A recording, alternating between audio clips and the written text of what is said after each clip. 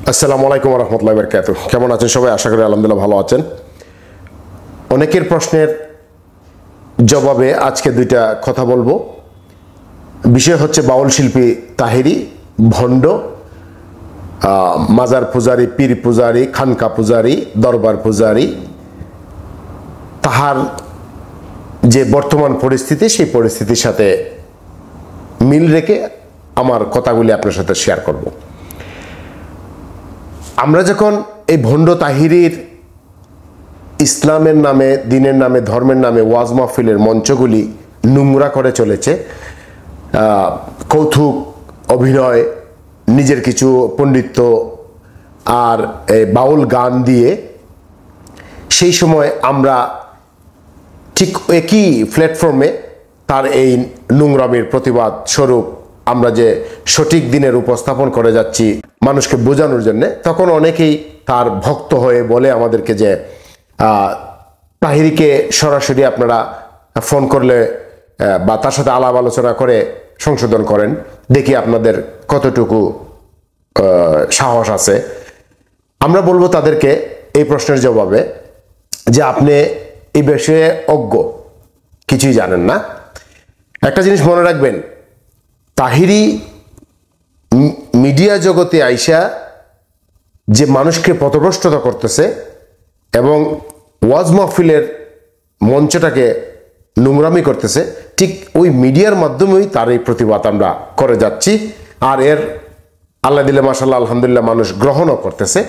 আপনি এখন চতুর্দিকে গেলে পরে তাহিরিকে ভণ্ড তাহিরি বলেই মানুষ চিনে এবং বাউল শিল্পী তাহিরি বলেই মানুষ তাকে চিনে, এবং এটার প্রমাণ সে নিজেই।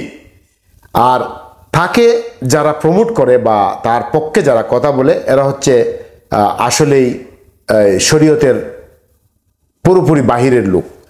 একজন আউল বাউল ফাউল লালনের বংশধর তাকে কতটুকু ভালোবাসে এবং কেন ভালোবাসে, চলুন আমরা তার মুখে শুনে আসি। কি মজার একজন বক্তা যে তাহিরি, কি যে ভালো লাগে আমার। সামনের বছর আমি আরে বায়না করে ওয়াজ হলো, কি যে ভালো লাগে। দেখছেন কার ভালো লাগছে? একজন বাউলের, একজন লালনের, একজন বৈরাগীর, একজন বেপরদার, এরার ভালো লাগছে। তো তারে আইনে ওয়াজ শোনাইব। ওয়াজ শোনাইবে কেন? ওয়াজ তো তোর জন্য না, ওয়াজ হচ্ছে তাদের জন্য যারা দিন পরিপূর্ণভাবে মানার চেষ্টা করে, দিনের ভিতরে হারাম হালাল চিনে চলার চেষ্টা করে, জাহান্নামের ভয়ে, আল্লাহ সুবহানাহু ওয়া তাআলার ভয়ে অনেক মনের চাহিদাগুলি, খারাপ দিকগুলি বর্জন করে তাকওয়ার পথে চলার চেষ্টা করে, জান্নাত পাওয়ার আশায়, তাদের জন্য হচ্ছে ওয়াজ মাহফিল। ওয়াজ মাহফিল তোদের জন্য, নষ্টার জন্য নয়। আর এরা তাদেরকে নিয়ে ওয়াজ করাইবে। আপনি বুঝেন না কি ওয়াজ করাইব?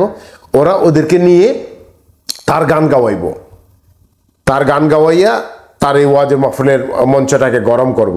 অর্থাৎ সে আর তাহিরি দুইজনে, একজনে বাজনা ছাড়া আর একজনে বাজনা সহকারে একই জিনিস গাইব, তারা প্রচার করব।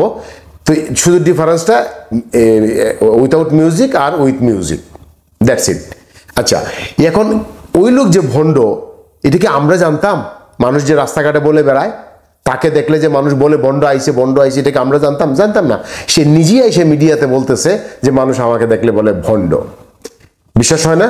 চলুন ওর মুখেই শুনি, ও নিজে আইসা কিভাবে নিজের রিয়াক্টিংটা পাবলিক থেকে পাইছে সেটা শেয়ার করতেছে। চলুন।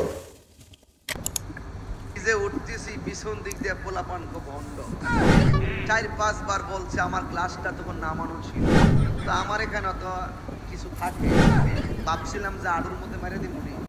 দেখছেন নি, 4-5 বার বলছে আমার এখানে তো কিছু থাকে, অর্থাৎ লাঠি নিয়ে ঘুরে আডুর নিচে মেরে দিবনি। কে তুই? একজন আলেম না? তুই একজন আলেম, তো তুই তো একজন দিনের দাওয়াত দেশ। দিনের দাওয়াত দেশ, তোর মানুষে ভণ্ড বলবো কেন? দিনের দাওয়াত দেশ, তুই মানুষকে মারবি কেন? তোর এই মারার ইচ্ছা জাগলো কেন হঠাৎ করিয়া?